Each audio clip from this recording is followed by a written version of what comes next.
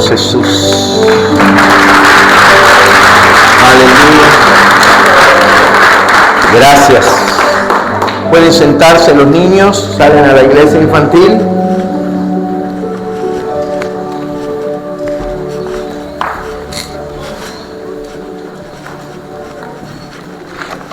Nosotros vamos a la palabra de Dios. Hoy les voy a invitar a que abran sus Biblias en el Nuevo Testamento, en el Evangelio de Lucas, capítulo 18. Lucas, capítulo 18.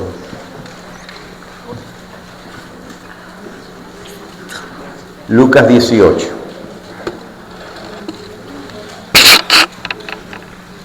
Y vamos a ver los versos del 9 al 17. Los versos del 9 al 17. En un ratito vamos a explorar este pasaje. Oremos. Padre, ahora te rogamos que la predicación de tu palabra fluya para el bien que tú has determinado, el bien de nuestras vidas. Reconocemos nuestra necesidad de tu hablar, Dios, y ayúdanos a exponerla con fidelidad y también con gracia, en el nombre de Jesús. Amén y amén. Dice la parábola del fariseo y el publicano. Verso 9, a unos que confiaban en sí mismos como justos y menospreciaban a los otros, dijo también esta parábola. 2 hombres subieron al templo a orar, uno era fariseo y el otro publicano. El fariseo, puesto en pie, oraba consigo mismo de esta manera: Dios, te doy gracias porque no soy como los otros hombres, ladrones, injustos, adúlteros, ni aun como este publicano. Ayuno 2 veces a la semana, doy diezmo de todo lo que gano. Mas el publicano, estando lejos, no quería ni aún alzar los ojos al cielo, sino que se golpeaba el pecho diciendo: Dios, sé propicio a mi pecador. Os digo que éste descendió a su casa justificado antes que el otro, porque cualquiera que se enaltece será humillado, y el que se humilla será enaltecido. Amén. Esta es la palabra bendita del Señor. Ya estamos entrando en la época que muchos consideramos la temporada más bella del año. Es de Acción de Gracias hasta Navidad. Y el tema que quiero compartirles se relaciona mucho con esta temporada de regalos, de celebración, de festejos, y tiene que ver con entrega, tiene que ver con bondad. Y voy a hablar específicamente de un tema que, aunque no es comúnmente visto como uno de los temas más grandes de la Biblia, en realidad lo es. Es uno de los más grandes temas de la Biblia. Y voy a hablar de generosidad. Y les voy a compartir un dato interesante. Según varios estudios que se han realizado en el contexto de la iglesia en los Estados Unidos, aquí en nuestra nación, la temporada de Thanksgiving a Navidad es la época del año en que las iglesias reciben menos contribuciones financieras que en cualquier otra etapa o época del año. Y yo decía, este dato es increíble. Es casi, podríamos decir, irónico que en los meses que más cantamos, que más hablamos de acción de gracias, que más hablamos y enfatizamos la generosidad entre nosotros, la generosidad de Dios para con nosotros, es cuando menos respondemos nosotros generosamente para con Dios, es cuando menos lo mostramos nosotros en lo que tiene que ver con la iglesia, su ministerio. Pero aunque esto es una evidencia de que hay un problema en lo que tiene que ver con la responsabilidad que tenemos los creyentes, en lo que tiene que ver con Dios y nuestra participación en su obra y las finanzas y todas esas cosas, la realidad es que este dato no es la razón por la que les voy a compartir este tema hoy, esta palabra hoy. Parte de lo que quiero hacer con este mensaje es ayudar a la iglesia, ayudarles a ustedes a entender algo que yo he estado entendiendo recientemente. no piense que lo he dominado por mucho tiempo, que la generosidad sí involucra las finanzas, pero que la generosidad tiene que ver con mucho más que con tu dinero. La generosidad tiene que ver con mucho más que lo material. De hecho, es algo así como lo que dice el profeta Isaías en el capítulo 32, verso 8, que dice: pero el generoso pensará generosidades y por generosidad será exaltado. La Nueva Traducción Viviente lo dice de esta manera: pero los generosos proponen hacer lo que es generoso y se mantienen firmes en su generosidad. Y es curioso porque Isaías no está hablando de dinero, y pienso que la razón porque la generosidad es algo mucho más que dinero tiene que ver con lo que revela la Biblia, tiene que ver con los aspectos incluso de carácter espiritual y muchas otras cosas que vamos a estar explorando en este mensaje. Así que, aunque no lo creamos, la generosidad es un tema central en la Biblia. Todo el Evangelio, de hecho, el Evangelio mismo, el corazón del Evangelio tiene que ver con generosidad. Tiene que ver con la generosidad de Dios. Y es más que lo material, es más que dinero, es más que lo físico. De hecho, es posible que cuando yo usé el término, o estoy empleando el término generosidad, cuando dije el tema va a ser generosidad, algunos inmediatamente dijeron: el pastor va a hablar ¿de qué? De dinero. Así que no es exactamente lo que voy a compartir. Voy a hablar de esto por algunas razones. En primer lugar, porque es bíblico, pero también porque generalmente se relaciona únicamente con el aspecto de las finanzas. Pero lo digo una razón más por la que he sentido en mi corazón hablar de este tema. Porque Dios ha estado tratando conmigo en este tema. Dios me ha estado iluminando a mí en este tema. Yo le digo que yo me consideraba y me he considerado a mí mismo como una persona generosa. Pero cuando me puse a estudiar este tema en profundidad, cuando me metí de verdad en el tema de la generosidad, Dios me hizo parar y reflexionar y hacerme la pregunta: ¿de verdad, Ángel, que tú eres tan generoso como tú crees que eres? Porque es posible que tú no estés entendiendo a profundidad lo que la verdadera generosidad es.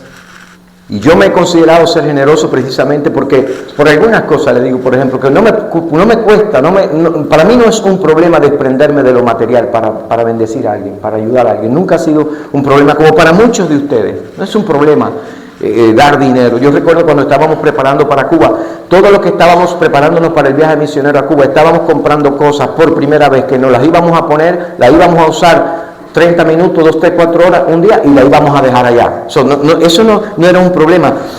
Y eso es un ejemplo de actos de generosidad. Pero la pregunta es, en el concepto bíblico de generosidad, ¿soy realmente generoso? ¿Soy radicalmente generoso? ¿Soy generoso como la Biblia enseña? Porque si mi generosidad solamente tiene que ver con el dinero, con lo que puedo dar o con lo material que puedo ofrecer, entonces no estoy entendiendo lo que la generosidad bíblica es. Es mucho más que eso. Y este es el punto de esta enseñanza que les quiero compartir. Que la generosidad debe ser algo tan profundo en nosotros, tan marcado en nosotros, tan real en nosotros, que afecta, que impregna todas las demás áreas de nuestra vida. Y el dinero es solamente una expresión de generosidad, es una sola parte. De hecho, una de las cosas que me va a escuchar decir esta mañana es que posiblemente para algunos, probablemente, sea la parte más fácil de expresar generosidad. Y esto es precisamente lo que Dios habló a mi vida. Se puede ser generoso financieramente y aún así no ser generoso bíblicamente. Y aún así no ser generoso completamente. Y de eso quiero hablarles. Quiero hablarles de la generosidad bíblica, espiritual, de la generosidad verdadera, radical, total. Y para eso voy a destacar solamente 3 puntos. Por si acaso el tiempo no le alcanza a alguien, le voy a decir los 3 puntos. Necesitamos entender la generosidad bíblica, la fuente de la generosidad bíblica. ¿Cuál es la raíz de la verdadera generosidad? Entender lo que es. Porque cuando nosotros lo entendemos, entonces vamos en un buen camino para poder practicarla. Y algo más, estamos en el contexto de la semana del Día de Acción de Gracias. Y yo creo que no hay un tema más oportuno que el tema de la generosidad en el contexto de Acción de Gracias, porque la generosidad y la gratitud a Dios están conectados. Guardan una relación, están relacionadas. Y nuestra gratitud a Dios es en gran parte el resultado de entender su bondad.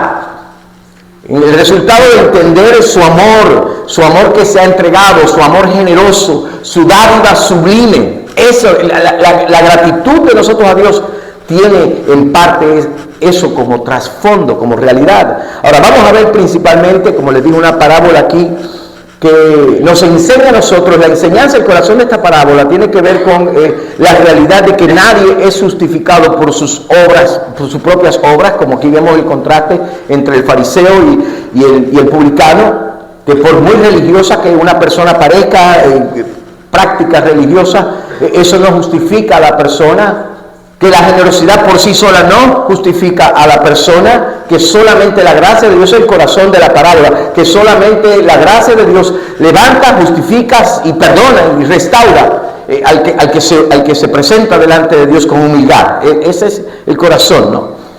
Pero cuando analizamos el contraste entre estos 2 hombres que presenta la parábola que acabamos de leer, entre el fariseo y el publicano.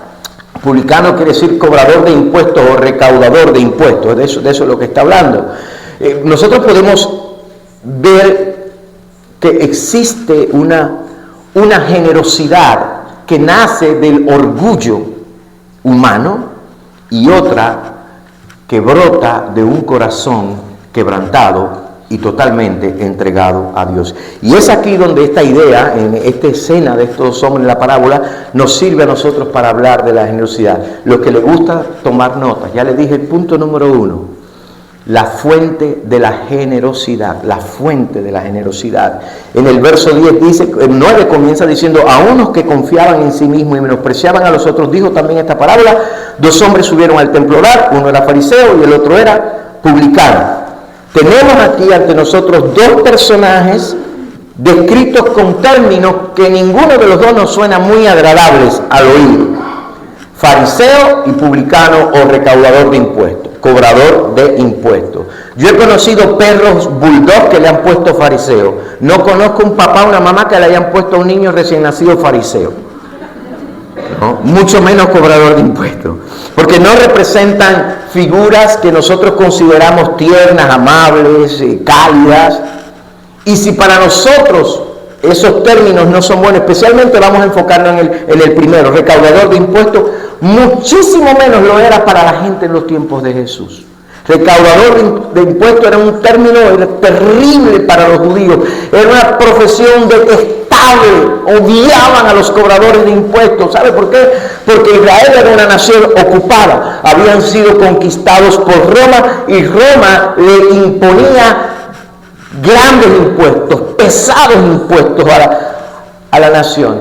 De hecho, le llamaban impuestos que en realidad eran más el botín de guerra, porque esa era la forma en que Roma funcionaba. Roma invadía un pueblo, lo conquistaba y extraía todas las riquezas de ese pueblo y las trasladaba a Roma. ¿Y sabe cómo lo hacía? Por medio de los impuestos. Eso era lo que hacía.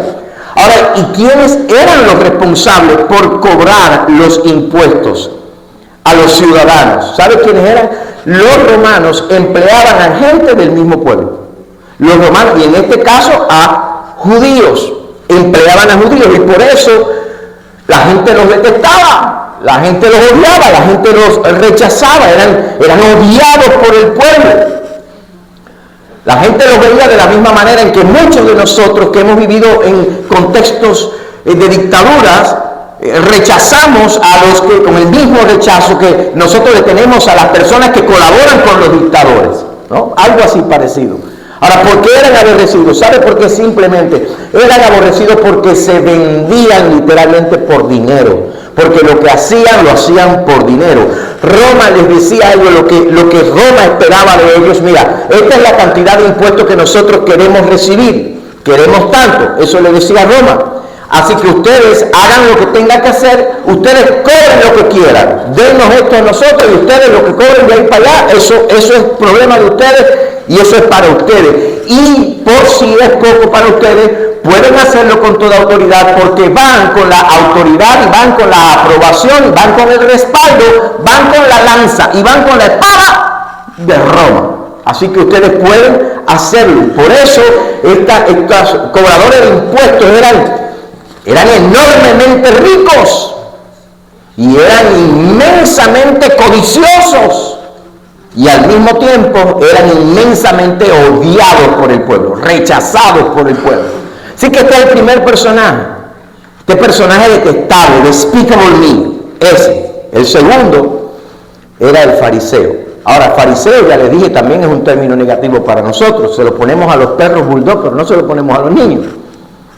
Pero es posible que a nosotros nos suene muy negativo porque nosotros tenemos el Nuevo Testamento y sabemos cómo Jesús los confrontó y cómo Jesús los viró al revés a ellos muchas veces. Pero ¿sabe? Para la gente en aquel tiempo, en los tiempos del Nuevo Testamento, no eran necesariamente tan rechazados los fariseos. De hecho, en los tiempos del Nuevo Testamento existían dos grupos religiosos, habían otros grupos y facciones, pero dos grupos religiosos principales, eran los fariseos y eran los saduceos. Y los fariseos representaban más bien a un grupo bien conservador. Es cierto que Jesús les metió fuerte a los fariseos, pero la historia de los fariseos es bien interesante, porque los fariseos surgieron como un movimiento reformador, un movimiento espiritual reformador. Surgieron como un movimiento de maestros y de laicos, gente que quería proteger la fe, gente que tenía la buena intención de que la gente fuera a la palabra de Dios, que la gente volviera a la palabra. Ellos querían separar toda la influencia del helenismo, de la cultura griega, querían removerla del ambiente porque estaban siendo muy influenciados por eso. Y también fue un movimiento reformador en contra de los saduceos, de la otra facción, del otro partido. ¿Por qué? Porque los saduceos eran el partido de la aristocracia, era el grupo religioso de la aristocracia, de los sacerdotes. Ellos eran vistos como los profesionales religiosos, ellos eran quienes controlaban el templo, quienes controlaban los diezmos, quienes hacían, y se les consideraba incluso como gente corrupta, como menos espirituales, como elitistas, así se les consideraba a ellos. De hecho, tal es así que los saduceos no creían ni en la resurrección, no creían en los ángeles, no creían en la resurrección, y la gente no los admiraba, al contrario. Pero aunque para nosotros el término fariseo tiene connotaciones negativas, entonces la gente de aquellos tiempos mayormente los veía como gente piadosa, como gente caritativa, como gente consagrada. Los fariseos se enfocaban en vivir vidas consagradas.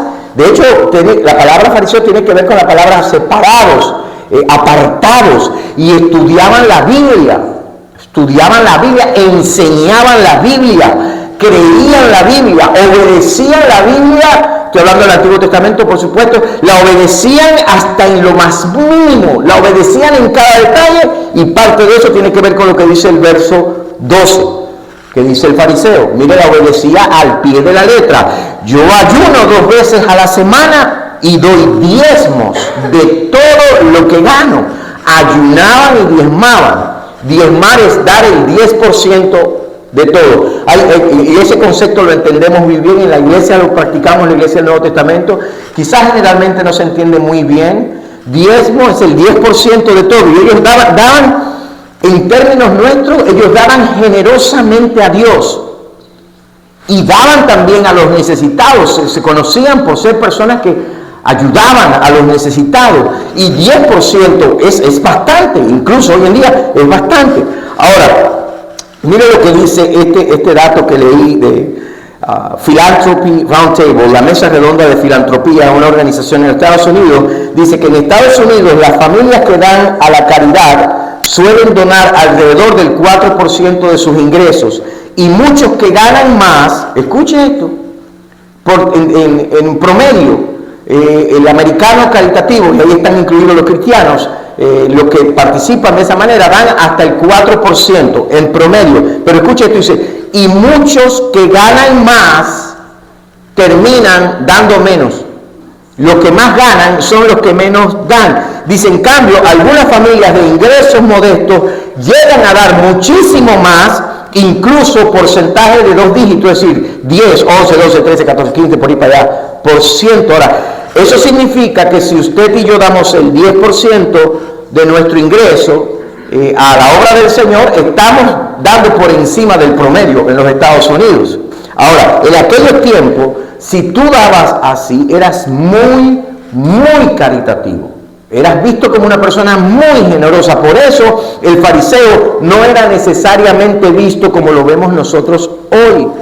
El fariseo era un pilar de la comunidad, era alguien generoso, era alguien que daba, que atendía las necesidades de otros.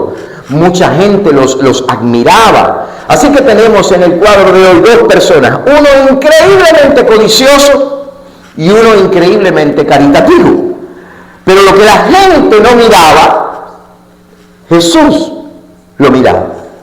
Jesús veía más allá de las acciones. Jesús veía el corazón del hombre. Y esa es otra de las cosas bien claras en la palabra de Dios. Dios ve lo que el hombre no puede ver.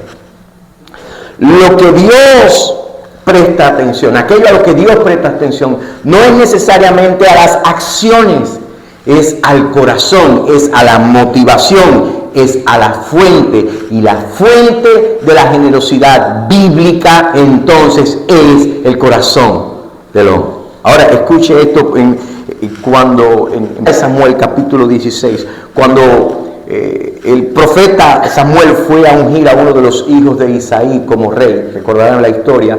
El profeta no sabía a quién era el que tenía que ungir. Y de repente, pues él sigue las instrucciones de Dios y va haciendo todo lo que él le dice en la casa de Isaí, y empiezan a entrar los hijos de Isaí, y entra el primero, que es alto, que es atractivo, que es bien parecido, entra Eliab. Y cuando el profeta vio a Eliab, mire lo que dijo, de cierto, delante de Jehová estás ungido. Este tipo tiene todas las características del ungido. Y dice la Biblia en el verso 7 de 1 Samuel, y Jehová respondió a Samuel, no mires su parecer, ni a lo grande de su estatura, porque yo lo desecho, porque Jehová no mira lo que mira el hombre, pues el hombre mira lo que está delante de sus ojos, pero Jehová mira el corazón. Y eso es lo que Jesús está haciendo con esta parábola. Jesús está mirando al fariseo, está mirando al que ayunaba, al generoso que diezmaba, que daba, al modelo de ciudadano. Y Jesús le apunta al corazón. ¿Y cómo apunta al corazón Jesús en esta parábola? En la oración del fariseo. Dice que el fariseo puesto en pie, note la postura, es puesto en pie, no estaba ni de rodillas, no estaba postrado, él se puso de pie y oraba consigo mismo de esta manera: Dios, te doy gracias. Va bien, ¿no? Agradece, qué tremendo. La gente lo escucha. No solamente es generoso, es agradecido. Pero la pregunta es si verdaderamente lo es. Porque dice la Biblia que oraba consigo mismo. Oraba para sí mismo. ¿Y qué oraba? ¿Qué tendría que haber dicho después de decir, Dios, te doy gracias? Fill in the blanks, llena el espacio en blanco. ¿Qué es lo que debería haber dicho ahí en esa parte? Se lo pongo de otra manera. ¿Qué diríamos nosotros? Te vas a reunir el jueves con familiares, con amigos, vas a tener una cena, estamos aquí para dar gracias a Dios. Dios, te doy gracias. ¿Qué dirías? No me lo menciones, pero piénsalo. ¿Qué dirías tú? ¿Se da cuenta? Porque Él nos dio gracias por lo que Dios le había dado. Él nos dio gracias por quien Dios era. Él le presentó una lista de todo lo que Él hacía y de todo lo que Él era, de todo lo que Él hacía por Dios, de todo lo que Él hacía para otras personas. Él no alabó a Dios, Él se exaltó a sí mismo. Y es como que le estaba diciendo a Dios, tú, Dios, y todo este pueblo que está aquí deberían de estar orgullosos de tenerme. Ustedes deberían estar agradecidos a mí. Y dice que estaba puesto de pie, la postura de pie, mirando a los demás por encima, desde arriba. Ahora recuerde cómo comienza esta porción, porque Jesús le dijo esta parábola, dice, a unos que confiaban en sí mismos como justos y menospreciaban a los otros. Aquí tenemos una persona con la chequera en la mano, con el sobre de diezmos en la mano, una persona técnicamente generosa, pero con su corazón totalmente desviado, es orgulloso, es egoísta, se cree superior, se cree mejor que los demás, y esto, iba a decir este tipo, pero bueno, estoy predicando, no puedo decir tipo, ilustra a la persona que puede ser muy generosa, que da sacrificialmente, pero que necesita aplausos, que necesita reconocimiento, que necesita placas, que necesita diplomas, que necesita alabanza, que necesita que le admiren y que porque bueno, qué corazón más grande y generoso tiene. Ese es el tipo de persona que puede incluso usar su generosidad como un medio de control y manipulación. Porque doy tanto y porque soy tan generoso y contribuyo tanto, a mí hay que escuchar. Déjeme decirle que en general en las iglesias siempre hay personas así. Hay que hacer lo que yo quiero porque para eso yo doy bastante. Es la persona que cree que siempre tiene la razón. La persona que nunca se equivoca. Técnicamente es generoso, pero bíblicamente, espiritualmente, no lo es. Es dadivoso con su dinero, pero no es dadivoso con su corazón. Y por otro lado está el cobrador de impuestos, el publicano. ¿Y qué está pasando con el otro? El publicano dice que estando lejos, él estaba orando en el templo, pero él estaba lejos. Él no se consideraba ni siquiera digno de acercarse. Él está quebrantado, no podía ni siquiera levantar. El otro pudo ponerse de pie para mirar abajo. El publicano no podía ni levantar los ojos al cielo y se golpeaba en el pecho con dolor, diciendo, Dios, sé propicio a mí, pecador. Tremendo contraste, uno alabándose, dándose palmaditas en la espalda, y otro humillado al punto que no puede ni levantar sus ojos al cielo. Quebrantado, porque sabe que no es digno. ¿Y sabe qué pide? Dice, sé propicio a mí, pecador. Quizás no sabía dar, pero sabía cómo pedirle algo a Dios. Porque no pide cualquier cosa. En un ratito le voy a decir lo que está pidiendo él. Pero es evidente que algo está pasando en el corazón de ese hombre. Y esta es una parábola. Alguien le ha dicho, una parábola es una historia terrenal con significado espiritual, celestial, ¿no? Y es una parábola. Pero más adelante, en el capítulo 19, si hay un publicano de verdad. Si aparece en escena un publicano de verdad. ¿Recuerdan Zaqueo? Un cobrador de impuestos que entonces le experimenta la generosidad de Dios. Lo que Jesús hizo aquel día de ir a su casa fue un acto de generosidad.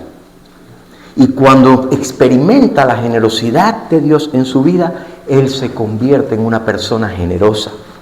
Y en esta historia Jesús presenta a un hombre codicioso que algo está pasando en su corazón que lo está volviendo una persona generosa. Así que lo primero es la fuente, el corazón. Lo segundo, y aquí les voy a llevar al punto que realmente me cambió, incluso después de 30 años casi predicando el Evangelio y estudiando la Biblia, me viró al revés. Al punto de que he cuestionado y cuestioné mi propia generosidad. Lo segundo tiene que ver con la evidencia. Lo primero es la fuente de la generosidad, el corazón. Lo segundo es la evidencia de la generosidad. Y lo voy a llevar a una escena que podríamos hablar mucho de ella, no hay mucho de claro. Es una escena muy poderosa, la analogía que Jesús establece en los versos del 15 al 17, entre la confianza de un niño y nuestra confianza en Cristo, pero hay algo más acá. Dice que traían a él los niños para que los tocase, lo cual viendo los discípulos los reprendieron, mas Jesús llamándolos dijo, dejad a los niños venir a mí, no se lo impidáis, porque de los tales, ¿no?, es el reino de los cielos. De cierto os digo que el que no recibe el reino de Dios como un niño, no entrará en él. Hay mucho aquí que hablar, pero la pregunta, pensando en la mente médica, lógica, del doctor Lucas, porque Lucas era médico, el que escribe, la pregunta es: ¿por qué pondría esta historia de Jesús con los niños junto a la parábola del fariseo y el publicano?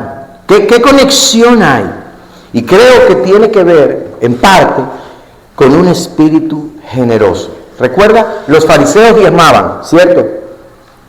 Pero cuando lo ponemos en la perspectiva de la generosidad bíblica, nos damos cuenta que los fariseos no eran tan generosos como se proyectaban, ¿no? Los discípulos, casi seguro, la mayoría de los eruditos comentaristas dicen que los discípulos eran fieles, que eran gente que diezmaba y quizás por no ser de la élite o no ser gente necesariamente todos ellos muy adinerados, quizás eran de los que más daban. Vaya, vamos a ponerlo en el contexto del estudio que se hizo en las iglesias de Estados Unidos, ¿no? Y de la caridad.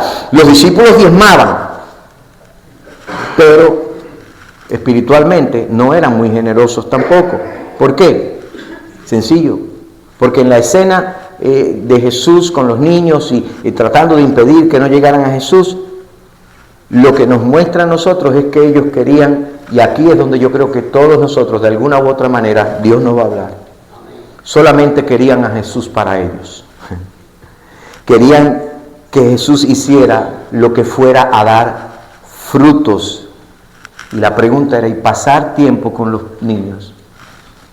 ¿Qué iba a aportar a la misión de ellos? ¿Qué fruto podría eso dar? Pasar tiempo con los niños, ¿qué le iba a dar cambio? ¿Qué le podía pagar un niño? ¿Qué le podía dar un niño?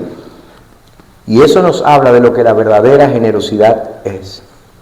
La generosidad verdadera fluye de un corazón que no busca beneficios. Lo digo de nuevo. La generosidad verdadera fluye de un corazón que no busca beneficios, que no espera nada a cambio. Y este es el punto. No podemos medir la generosidad por lo que damos en cuestión de finanzas. El dinero representa algo valioso. Usted trabaja espero, ¿no? Que trabaje, ¿no? Que sude, para ganarse su dinero. Es valioso, pero no es lo único valioso que tenemos, hermanos y hermanas. Dinero no es lo único que tenemos, ni siquiera es lo más valioso. El punto es que si nosotros somos generosos, lo vamos a hacer en todas las áreas de nuestra vida.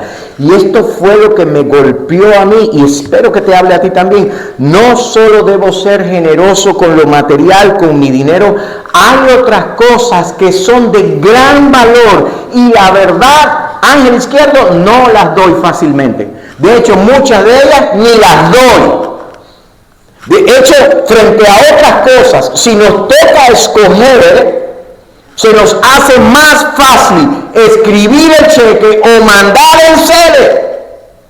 Le digo algunas de las cosas que nos cuesta ser generosos. Esto fue con el trato conmigo, pero creo que aplica en un sentido general. En primer lugar, pregúntese si en mis relaciones interpersonales estoy siendo generoso. ¿De qué estoy hablando? Estoy hablando de relaciones sinceras, de invertir generosamente, intencionalmente en relaciones, en involucrarnos personalmente, en conocer a las personas con las que me relaciono, en prestarles atención. Yo voy a trasladar esto al matrimonio. Pregunte si está siendo generoso con su esposa, si está siendo generoso con su esposo. Un ejemplo, con su tiempo, con escucharle. Cuando la esposa te dice: quiero hablar algo contigo. Ay, pero tú siempre coges el momento en que voy a ver el soccer. No, nosotros. Pregunta si está haciendo con sinceridad, te estás relacionando con las personas. Pregúntate si tú los has bloqueado en tu muro de Facebook o en tu Instagram para que no vean tu cuenta. O pregúntate si tú no estás siendo generoso y cuando humildemente, generosamente, excelentemente, maravillosamente pone un pan para el camino. Si tú dices: este no lo voy a ver. ¿Por qué no le das de tu tiempo? ¿Por qué no le das de tu oído? ¿Te das cuenta de lo que estoy diciendo? Usé eso para un chiste, ¿no? ¿Sabe por qué no somos generosos? Porque aparentamos una relación, pero le bloqueo. Impido que me sigan. Le veo en la iglesia y le saludo, canto, le doy la mano, le digo bienvenida, pero soy hipócrita, no soy sincero. Y cuando actúo así, no estoy siendo generoso en algo que vale mucho más que el dinero, las relaciones. Bendito sea el nombre del Señor. Las relaciones en el reino, las relaciones con tus hermanos, las relaciones con tus peers, como podríamos decir, las relaciones con tu esposo, con tu esposa, con tus hijos. ¿Sabes lo que eso significa? Que muchas veces estamos dando dinero para convencernos de que somos generosos, pero si no estás siendo sincero en la relación, no estás siendo generoso. No te involucras, tampoco le das entradas, no eres hospitalario. Y si de repente te involucras o lo invitas a tu casa, lo haces porque estás buscando algo más. No estás siendo verdaderamente generoso. Esa es generosidad de la Biblia. Y otra evidencia de no ser genuinamente generoso es llevar cuenta de lo que haces por otros. Ahora mismo es posible que estés pensando, que alguien piense en que hay gente que te debe. Hay gente que te debe cosas, que te han hecho cosas malas y se me la tiene que pagar, ¿no? Pero hay gente por la que tú has hecho mucho. Dios trató conmigo, hermano, esta semana. Porque yo y mi esposa lo sabe y algunos líderes acá lo saben. Gente cercana con la que oro, que puedo compartir. Que he tenido un gran pesar y he estado pensando mucho en lo que hacemos mucho por otras personas y vemos que la balanza no se inclina pareja, que solamente es de un solo lado. Y Dios trató conmigo en esto. Hay gente por la que tú has hecho mucho, mucho, mucho. Y llevamos cuenta de todo lo que hemos hecho. La generosidad no lleva cuentas. La generosidad, y eso fue el Espíritu Santo conmigo. La generosidad bíblica, Ángel Izquierdo, no hace una lista de todo lo que has hecho. Eso no es de mí. Eso no viene de mí. Y este es el problema. Porque muchas veces eso es lo que nosotros ponemos expectativas en las personas. Hago esto, pero espero que me responda de esta manera. Y no solamente ayuda a los que le pueden devolver el favor. No, eso no es el caso. La generosidad verdadera no exige derecho. La generosidad verdadera no espera nada a cambio. No manipula. No castiga. Hay gente que cuando en la iglesia se toma una decisión que ellos no favorecen, ¿sabe lo primero que hacen? Dejan de dar. Dice, voy a castigar a la iglesia. ¿Tú vas a castigar a la novia del que lo tiene todo? Qué lástima me das, ¿no? Escucha, la generosidad verdadera no mantiene encadenadas a las personas. No se molesta porque la gente no responde con favores, ni siquiera con aplausos a tus actos de generosidad. Usted, bíblicamente, espiritualmente generoso, usted no necesita ninguna de las otras cosas. ¿Te das cuenta? Hay otras cosas que tienen valor. Esa es una de ellas, pero no las damos fácilmente. Piensa, por ejemplo, en el tiempo. Yo le voy a decir, mi perspectiva de la impuntualidad es no ser generoso. Si usted tiene una cita con alguien y le dice, nos vemos a las 10, y usted llega a las 10 y media, 10 y 20, 10 y 45, 11 y 24, usted no está siendo generoso con el tiempo suyo. Usted no está tratando con generosidad a esa persona que estaba ahí desde las 10 menos 10 esperando por ti. Eso es nada más, lo voy a dejar ahí, ¿no? Pero piensa en el tiempo. Es más fácil escribir un cheque para mucha gente que venir 2 horas a servir al Señor, a la iglesia, o servir a otros, a la comunidad. Incluso hay gente que no da de su tiempo a menos que le vayan a dar algo, a menos que haya algo a cambio. ¿Sabe? Ayer ya sabíamos que no iban a alcanzar los pavos para mano a la obra. Lo sabíamos, ¿recuerdan? 150 pavos y a las 10, 9 y media de la mañana ya estábamos pasados de la capacidad. Pero le doy gracias a Dios, porque muchos de los que estaban sirviendo acá dijeron, el mío désenlo a alguien. Yo no lo quiero. Pongan a alguien en prioridad. Gloria. Después de eso, Dios proveyó, multiplicó y todo el mundo se llevó su pavo y hoy andan pavoneándose por ahí. Pero hay gente que no hace nada a menos que haya un beneficio para ellos. Eso no es generosidad. Te proyectas como el fariseo, muy generoso, porque estás esperando algo a cambio. Si no me pagan, no lo hago. Si no hay nada para mí, no voy, ¿no? Y el punto es este: cuando somos verdaderamente generosos, vives una vida de generosidad en todas las áreas. La fuente es el corazón, la evidencia. Soy generoso con todo lo que poseo, no solamente con el dinero, con todo lo que Dios me ha dado como mayordomo. Soy generoso relacionándome sinceramente, sin hipocresía, sin bloquearte, sin aislarte, sin decirte te amo mi hermano, qué lindo, qué maravilloso, pero después cuando suena el teléfono o cuando... Iba a decir otra vez, te pones pan para el camino, pero ya está bien, ya con pan para el camino. ¿No? La evidencia es una vida que se entrega. No es una vida que usa a otros. No es una vida que manipula. Es una vida que da sin esperar nada a cambio. Y hay ejemplo de eso. Tú y yo no calificábamos. Y él se dio. Lo último que les voy a decir, ya les dije la fuente, la evidencia, ahora les voy a decir la manera. ¿Cómo desarrollo un corazón generoso? Y con esto concluyo, porque la respuesta está en los versos 13 y 14. En el verso 14, cuando habla del fariseo, la actitud del publicano, la actitud del publicano que humillado, golpeándose, diciendo Dios se propicio a mi pecador, dice que descendió a su casa. ¿Cómo se fue el publicano a su casa? Justificado, dice. Aleluya. Y aquí justificado es un término legal, es el acto de exonerar a alguien de una transgresión, es absolver, es hacer libre, es removerle la culpa. Cuando se humilló, la culpa le fue removida. Alabado sea el nombre del Señor. Se fue libre, se fue absuelto, se fue sin culpa, se fue legalmente aprobado. El malo de la película, el publicano, el detestable, el despicable me, se va, ¿sabe cómo se va? Perdonado. El recaudador de impuestos se va a casa aprobado por Dios. El que la gente odiaba se va transformado, se va renovado. Alabado sea el nombre del Señor. ¿Y qué pasó con el fariseo?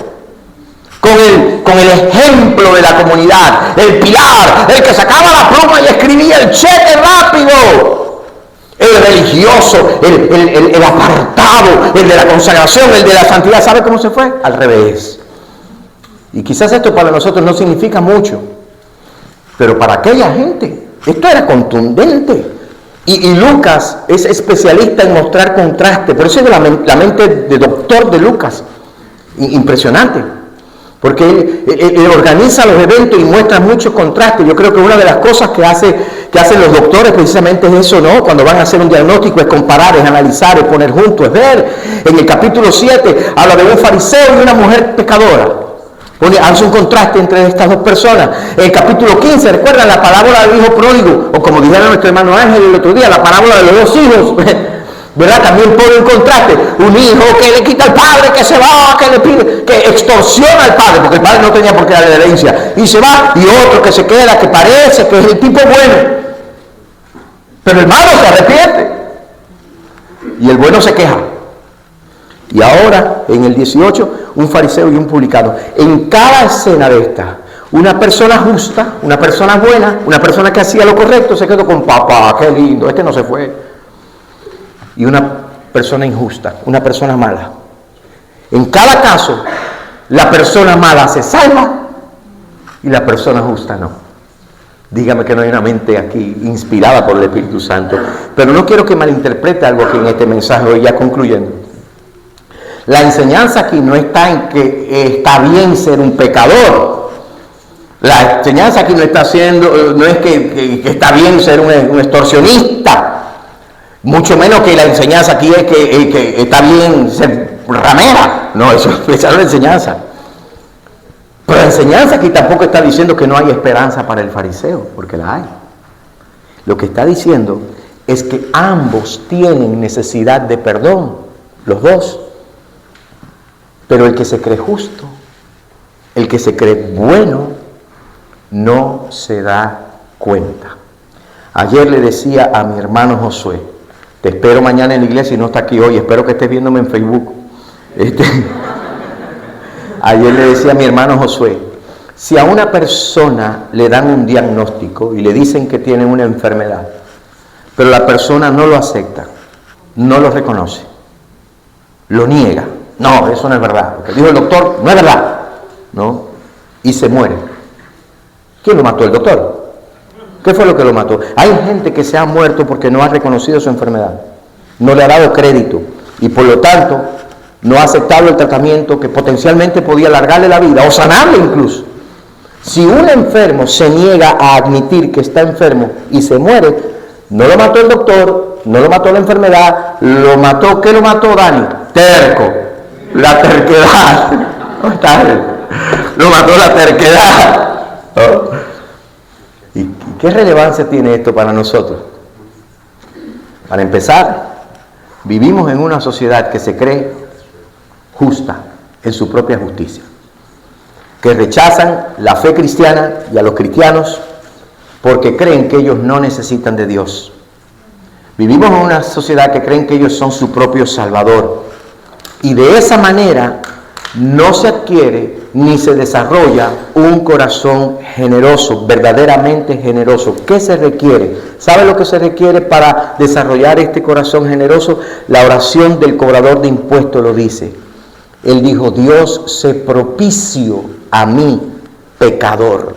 La Nueva Traducción Viviente usa la palabra propicio aquí, compasión, otras versiones usan la palabra misericordia, pero me encanta la de la Reina Valera porque dice propicio, porque es un término que le da una intensidad enorme a esta escena. ¿Sabe por qué? Porque quiere decir, es la palabra que significa reconciliación, que tiene que ver con expiación por el pecado.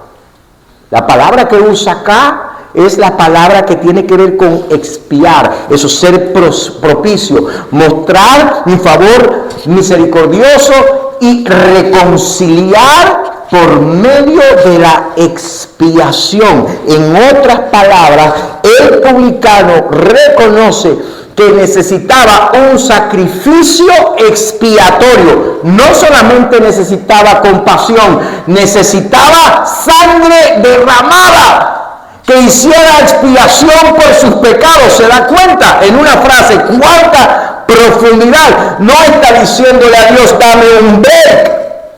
Él lo que quiere es expiación, porque sabe lo que tú y yo sabemos, o al menos deberíamos saber, cuando nuestros ojos espirituales son abiertos y realmente vemos quiénes somos nosotros, nos damos cuenta de que si hay un Dios y Él nos creó y Él nos mantiene vivos y Él nos sostiene cada segundo, entonces deberíamos hacer todo para ese Dios, absolutamente todo.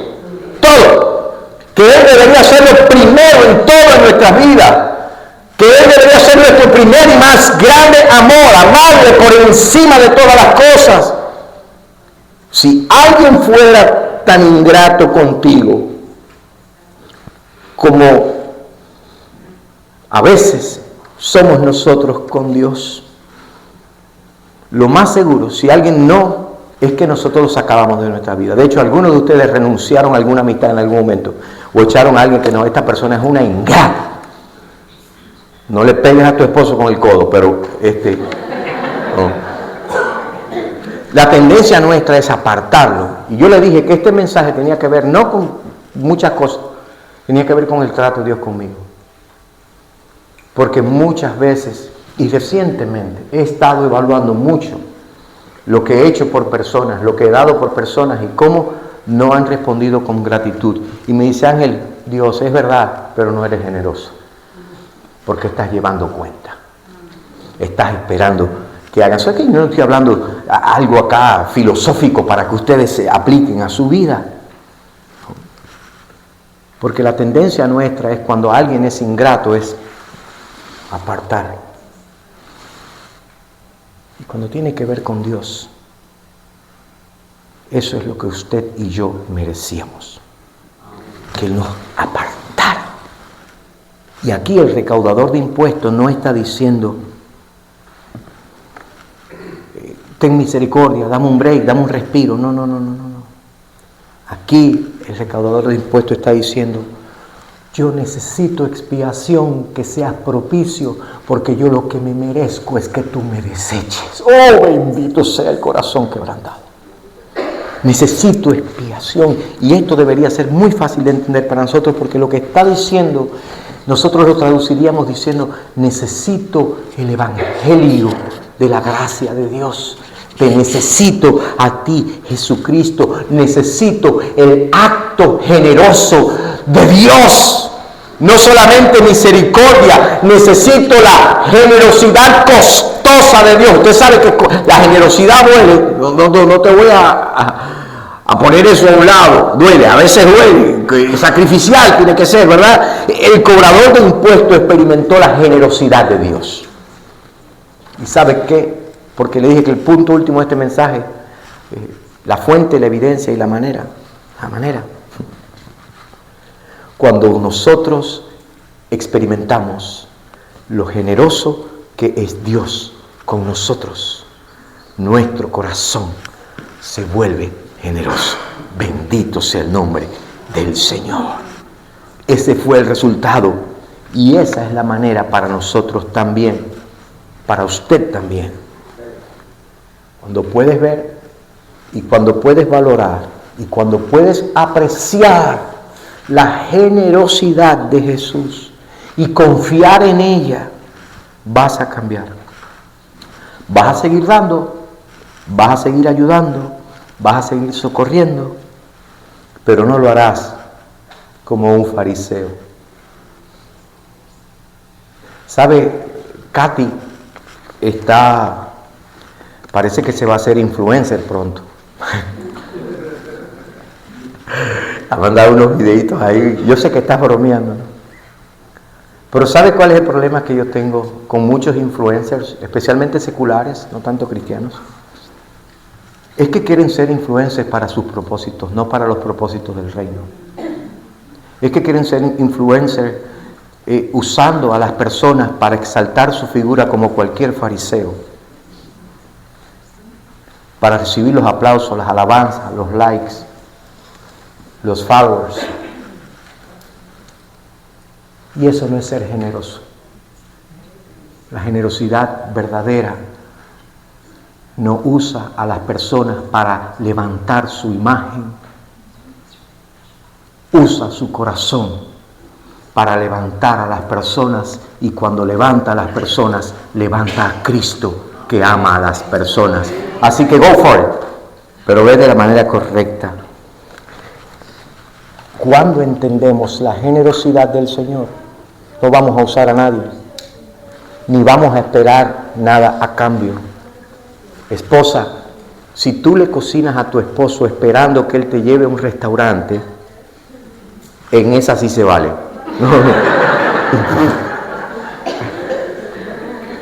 Si damos en una relación, damos generosamente, bíblicamente generosos. No esperamos nada a cambio. Si me paro aquí al frente a predicar, lo hago con generosidad. Lo hago no porque quiero moverles a ustedes a que me ayuden a ser el pastor más famoso sobre la faz de la tierra. Todavía tengo que superar a Dante Gebel, pero ando cerca. ¿Verdad? Vas a seguir haciéndolo, pero no lo vas a hacer como un fariseo. Lo harás siendo generoso, pero no en lo superficial, no en lo que es más fácil, no en mandar el cele, no necesariamente en escribir el cheque. No lo serás con lo material, pero lo serás con el corazón. ¿Sabes cómo se logra eso? Mira la cruz. Pablo dijo: cada día muero. Y la cruz, entre muchas cosas, es el más grande testimonio de la generosidad de Dios, de cuán generoso ha sido Dios. Y pide eso sobre tu vida y deja que la visión gloriosa de la cruz de Cristo te transforme, porque es en esa experiencia de la cruz que el más duro corazón se vuelve generoso. Ponte de pie, vamos a orar. Jesús es el Señor. Dios es bueno, amén. Lo decimos tantas veces que a veces pensamos que no, ¿verdad? No es una repetición de papagayo. Mire la cruz, mire el evangelio de la gracia de Dios. Nadie se puede igualar ni acercar a la generosidad de Dios. Dio a su Hijo. Y cuando somos confrontados con esta experiencia de la cruz, hermanos, la verdad es algo. Si nuestro corazón no es transformado por la experiencia de la cruz, visite de nuevo la cruz. Porque debe ser el resultado natural y espontáneo, orgánico, de la experiencia de la cruz. Más como Jesús, menos como el fariseo. Gracias, Dios. Padre, te damos gracias esta tarde y te bendecimos por tu amor.